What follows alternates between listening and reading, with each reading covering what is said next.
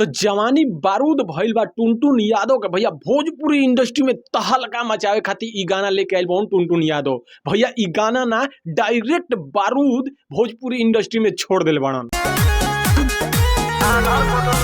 तो जे भी टुनटुन यादव के रंगदारी गाना सुने के फैन होई ना भैया, तो भैया एगो वीडियो के लाइक आ शेयर आ वीडियो के पूरा दिखे जा, काहे से कि रंगदारी गाना भोजपुरी के हर कलाकार के पसीना छोड़ावे वाला बा। रंगदारी गाना मतलब टुनटुन यादव। भैया टुनटुन यादव से कोनो भी कलाकार भोजपुरी इंडस्ट्री में रंगदारी से हाथ ना मिला सकेलन जा, काहे से कि हई गाना जौन आइल बा भैया खतरनाक आ बवाल मचावता सोशल मीडिया पर।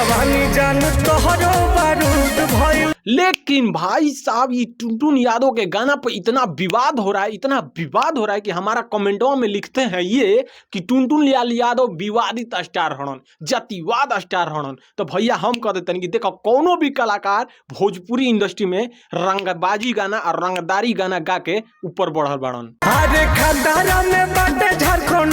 तो भैया तोहन जाना के कैसन रंगदारी गाना टुनटुन यादव के लागल हो, काहे से भोजपुरी इंडस्ट्री में टुनटुन यादव रंगदारी के ब्रांड एम्बेसडर कहलन। तो एगो छोटा सा कमेंट करके जरूर बताइए जाए।